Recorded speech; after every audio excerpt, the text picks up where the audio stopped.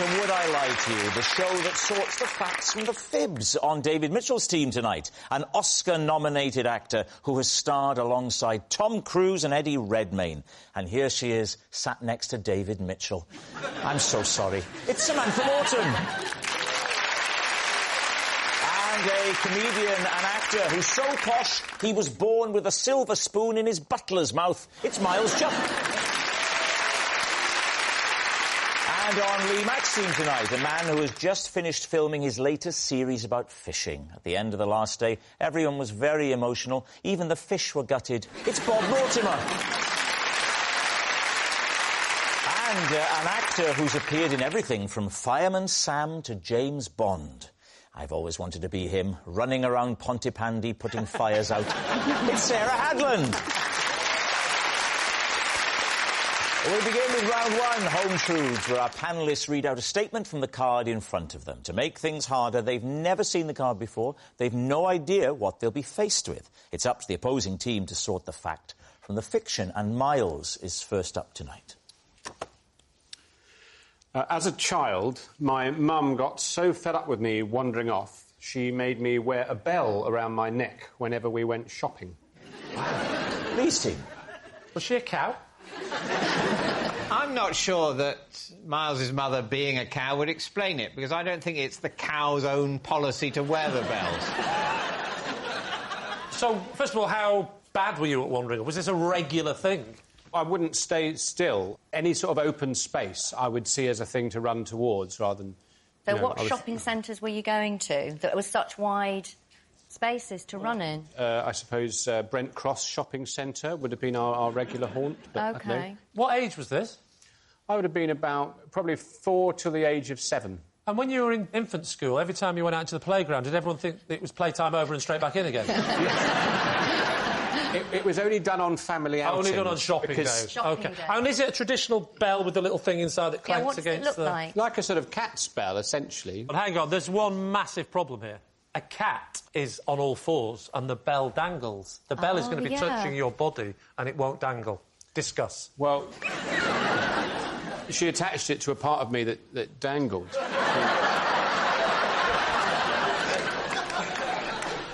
What was the furthest you ever got? What were you searching for?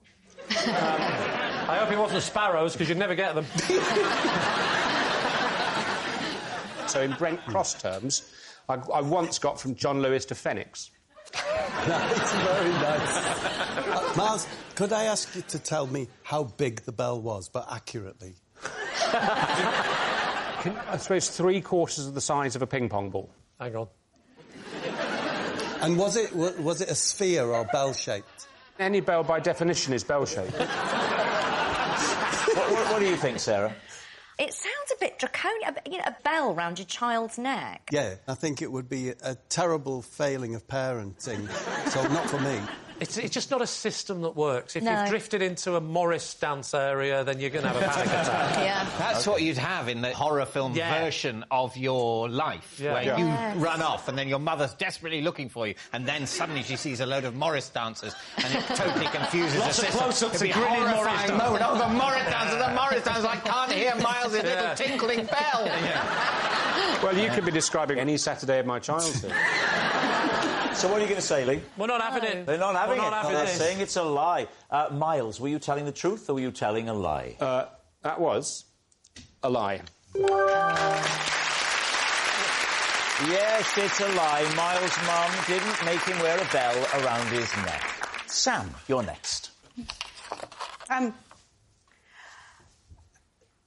Out loud. Oh, sorry.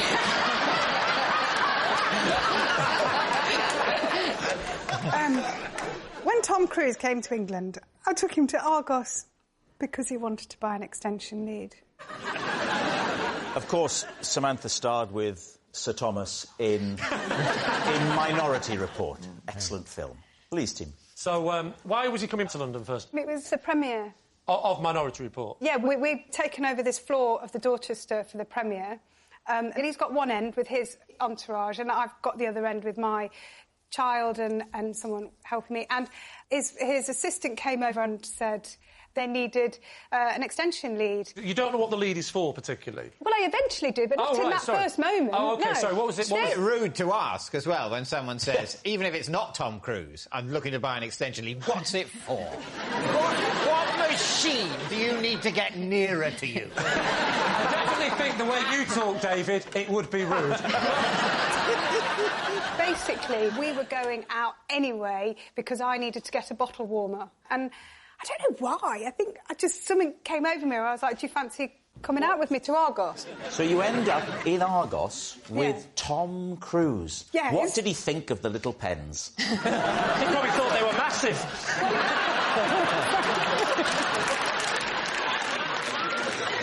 Talk us through the bit when you asked Tom. I'll be Tom. Hey, Sam! Really stoked about tonight. You know what I learned to do in the last 5 hours? Fly a helicopter. OK, what are we going to do? That was a bit Al Pacino, then. Yeah. It was a bit, wasn't it? It drifted into... What are we going to do tonight? I'm doing Al Pacino. It's brilliant, actually. Thank you, Samantha. I wish I could do Ellen Barkin, but I can't. Oh, Sea of Love. Oh, my God. Oh, this city. What it does to people. No. I can't do Ellen Barkin, but I can do Lassie Barkin. I was in Lassie. You were in Lassie, the film? Yeah. But I got into trouble with Lassie because they tell everyone no food on set. And I'd forgotten or whatever. And so I'd always be eating my sandwiches and then Lassie would be doing a take and then... It's like, what's going on? And anyway, in the end, they realised it was me and my sandwiches. And then you took Lassie to Argos to buy a lead. Bob, what do you think? Is Sam telling the truth? I like it a lot. You like it? Yeah, it feels like this. Well, that's all that matters. Yeah.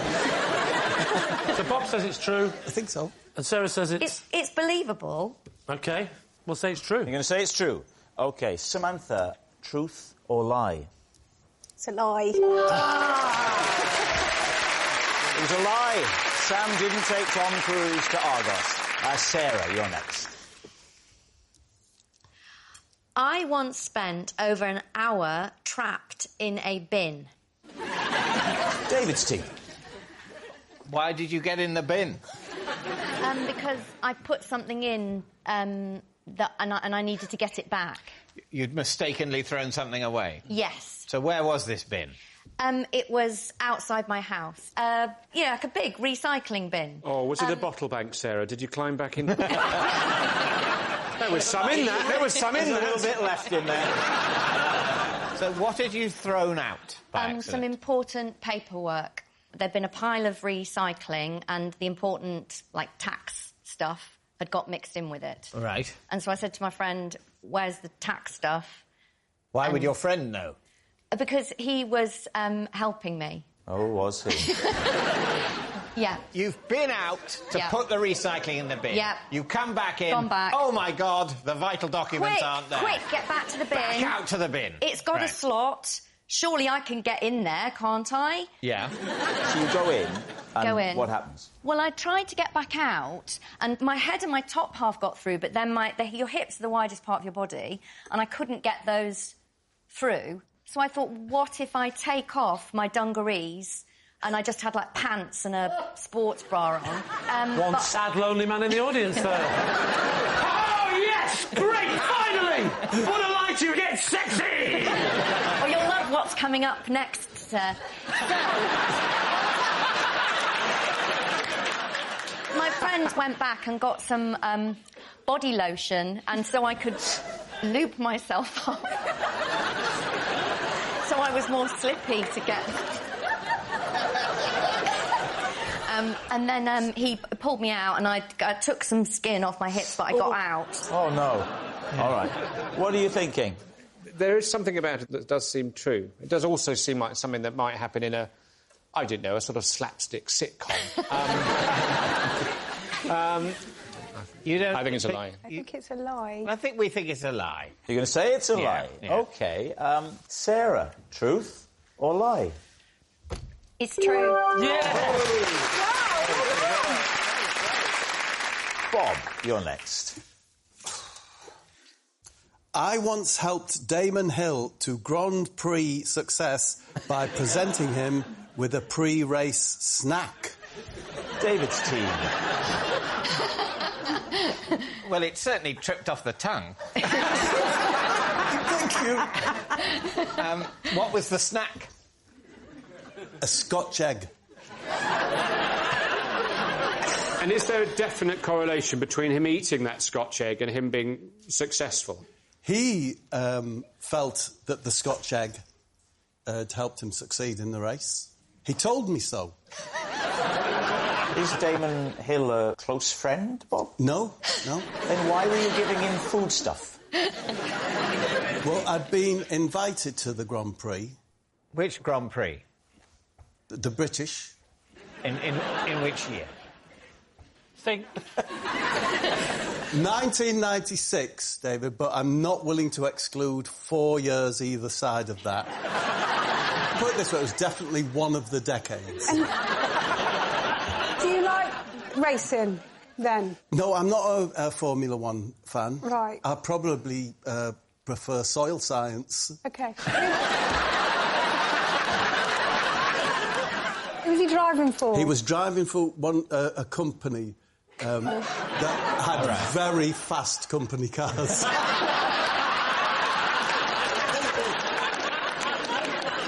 So, why were you permitted access to a major racing driver? Because his manager, Shane Tobacco...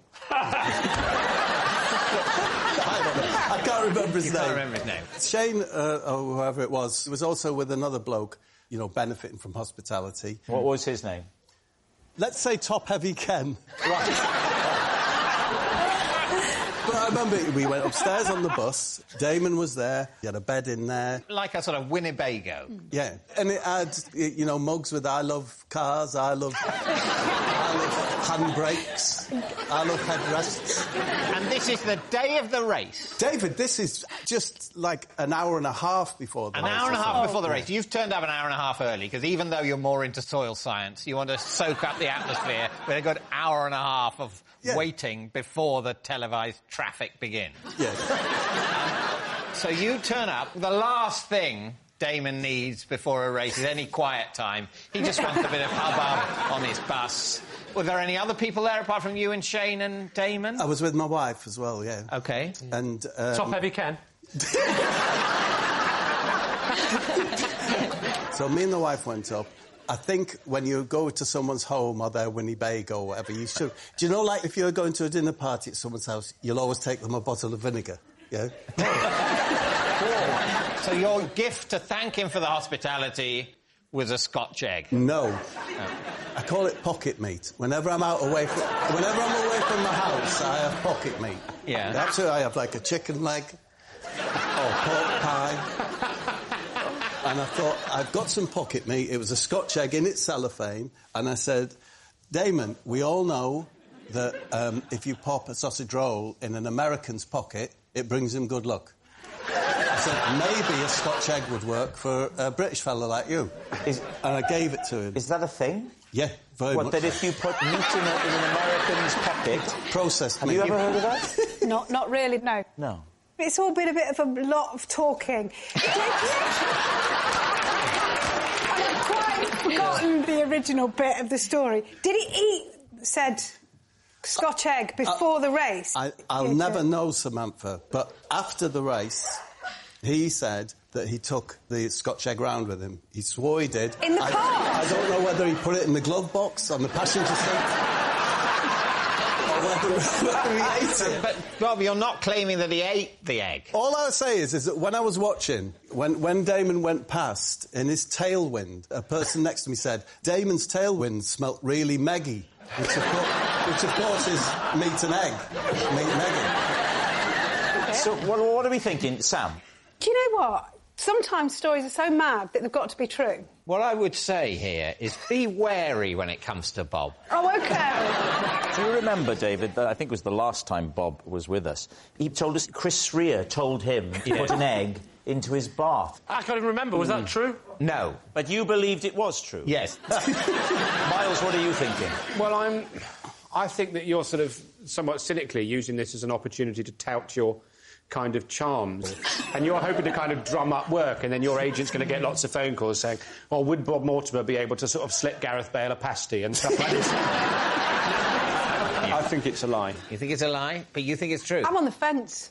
Oh, dear. This is a horrible situation. I don't know. My instinct is it's a lie. You're saying lie? OK, yeah. Bob Mortimer. A lucky Scotch egg for Damon Hill at the British Grand Prix. Truth or lie? I was telling the truth. He's done it again. It is an impossible situation. One egg thing's true, the other egg thing... How can I have disbelieved the wrong egg thing? So obviously what they'd make up some random thing about an egg and a long-departed 90s celebrity. Is he dead? He's not... No, he's not dead. He's just... You never hear from him. What does Damon Hill do now? He's probably into soil science. Right. Our next round is called This Is My, where we bring on a mystery guest who has a close connection to one of our panellists. This week, each of David's team will claim it's them that has the genuine connection to the guest. And it's up to Lee's team to spot who's telling the truth. So please welcome this week's special guest, Lucy.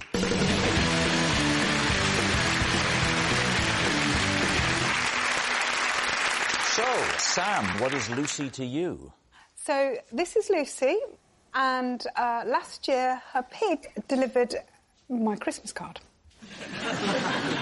Miles, how do you know Lucy? This is Lucy. I know Lucy when I had to have an intimate medical examination. I inadvertently brought her with me. David, what is your relationship with Lucy? This is Lucy. Together, we discovered that I have the hearing of a rat. So, Lee, where do you want to start? I'll start with Sam. How do you know this lady? She lives in my village, or where I used to live. OK. And is she a farmer?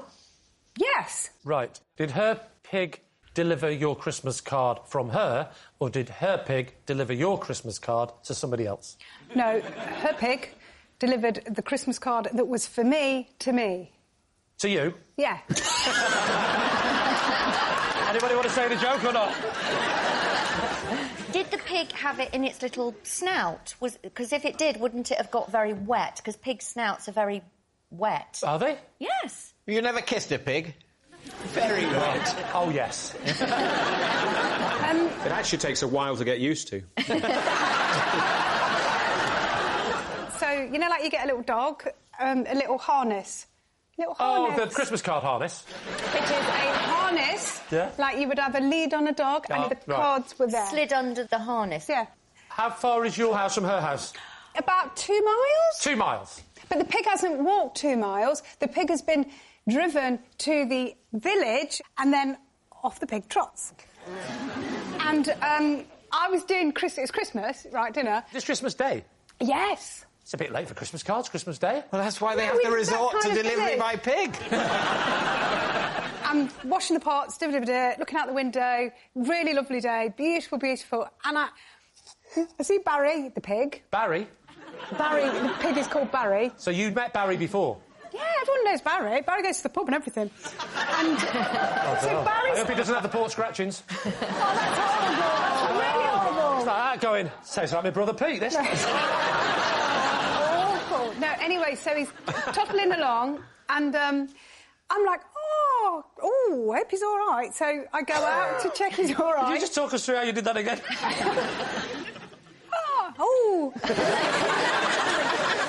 Where did the pig go after you'd taken the card? I picked pig up because he's only little, pot-bellied pig. I think I've read recently that there's no such thing as a miniature pot-bellied pig. All there is little pigs that are young. I know a rescue centre that takes loads of pigs because people have sold them as pot-bellied pigs and they're not. George you have Clooney's to be careful with that, though, because they can grow to be really enormous and people think they're really cute and little and all the rest of it. Yeah, but that's the same with kids, isn't it? OK. Who would you like to question next? Sorry, Miles, can you remind me? Yeah, when I had to have an intimate medical examination, I inadvertently brought Lucy with me. OK.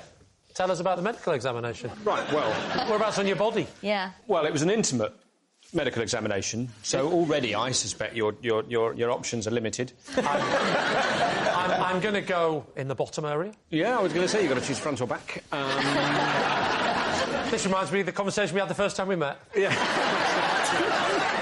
Was it back? Sure. It was back. It was back. Yes, it was back. the back. Bottom. Basically, I was working, Yes. and then when I got to work, I felt ill. Right. And so I needed to go to hospital. There was pains down below. Yes. And Lucy, very kindly, rang NHS Direct for me. Right, who is Lucy? Why? Lucy was a colleague. What situation were you in at this time? So I was rehearsing a play. OK, and is Lucy an actor? No, Lucy is... she does the technical stuff. She's a stage manager. This could be true, because I don't think Miles was quite sure what she does for a living. No. I don't know, but when I say cappuccino, it arrives. And so the NHS Direct said, right, you need to go to the nearest hospital. Mm-hmm. And the reason that Lucy came with me to the hospital is because the thing that I was rehearsing was a play that only had me in. And so Lucy was told to go with me so that we could run the lines. What was the play? It was a one-man play that I was in. The Downpipe Blues. It was called... it was called The Life I Lead. So what happens? You get to the hospital. So we go to the hospital, and we're sitting in the waiting room, and someone comes and says to us, because we're sitting next to each other, can you come in now? So we just do as we're told, and we get up and we go in. So I thought that must be what's meant to happen. They spoke to both of us. That's the problem with having the same word for you singular and you plural. We should go back to thou.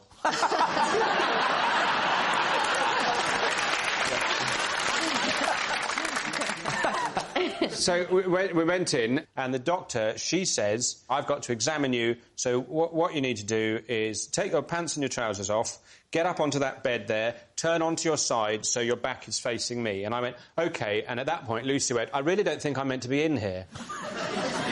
and the doctor, she said, no, it's absolutely fine for partners to be here. And she went, I'm not his partner, I'm his colleague. And that's when Lucy left the room and the examination reached its very happy conclusion. Yeah. Now, what about David? Just remind us, David. This is Lucy, and together we discovered that I have the hearing of a rat. Oh, yeah. How did this get discovered? Well, in our house, we were wondering for some time if there might be some mice about. I'd seen a mouse outside, and I think my wife had sort of wondered whether she'd sensed some scurrying, but it was You weren't probably... staying at Disneyland, were you? It wasn't a 7-foot person with a French accent again, was it? Yeah. Anyway, I then went away for a couple of days for work, OK. which I occasionally get. I then returned home late one night and went into the kitchen, and I could hear a distinct, high-pitched... And I went out of the kitchen, and it stopped. And I went into the kitchen, and I could hear it. And I thought, is there something wrong with me, other than the usual? And I wonder, is it something weird that the fridge is doing? Or the wine fridge? Yes, we're doing OK. or the dishwasher. It's like a dream come true. Anyway, I'm not sure. I asked my wife about it, and it turns out she's bought something which is a plug-in mouse-scaring noise machine. And it was the frequency that was being emitted by this plug-in machine. And it should be inaudible to humans. Should be inaudible to humans. And where does Lucy come into this story? Well, I mentioned it to my doctor, and they said I should have a hearing test because it's an unusual thing, and I wouldn't want to only hear things that rats and mice could hear. So I went to have my ears tested by Lucy. Nothing else, though? I mean, if the dog whistle went off in the park, would you hear it? Well, I don't know. I heard that. I don't know what frequency that was. I didn't hear anything. Yeah, did you hear anything? Did you hear it? I didn't hear anything. No, there was a little sort of rodenty sneeze there that Rob did, which probably only I can hear. I'd like to think it's a superpower, really. All right, we need an answer. Lee's team, is Lucy Sam's farmyard friend, Miles's check-up chum, or David's ear expert? It's Miles for me, Lee. Miles? Yeah, because I have so many problems with my bottom. Yeah. I walk into the doctor's surgery like this, and he just said, "Hello, Mr. Mortimer." You say it's miles. For me, yeah. Have you had similar examinations? Every single week. What about you, Sarah? Who are you going to say? Oh, Sam. Sam, for you. I'll go Miles. Say it's Miles. I think it might be Miles. OK. Lucy, would you please reveal your true identity? I'm Lucy, and Miles took me to his intimate examination. Yes, Lucy is Miles's check-up chum. Thank you very much, Lucy. Which brings us to our final round, quickfire lies. We start with Lee. Because I kept losing my bin shoes, I've now tied them to my hall radiator with a length of elastic. They comfortably stretch to the end of the drive before the tension beckons me back. David's team. When you put said bin shoes on your feet, you're still tied to the radiator? Technically, but they're very elasticated, so it doesn't feel that way. You said when you get to the end of the drive, the tension of the elastic beckons you back. Talk us through that procedure. Well, I start walking, so it starts off... I've got a wheelie bin. Yes, of course. And I'm wheeling Just my... one? One wheelie bin, one recycling bin, but we alternate each week. OK. I mean, sometimes it's green, sometimes it's blue. I obviously play the game of putting the wrong colour out to see if the neighbours will copy. Do you do that? If you do it first and then look, everyone copies you. It's fantastic. Sneak out at night, swap it back again. I'm a horrible man. So you get the bin, so I start walking like this. Are you all right? Yeah, no, I'm just taking it all in. Go on. OK. So we've had a lot of female guests. You're the first one who's ever said that to her. So I walk out and everything's fine, just walking. Oh, I'm feeling a bit of... oh, hello.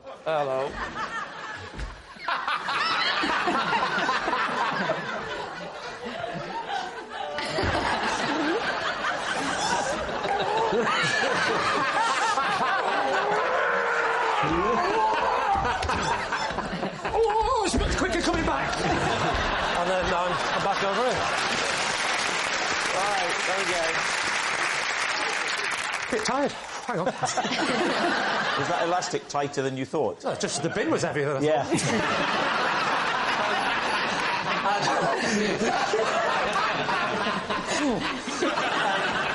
Why don't you just use string?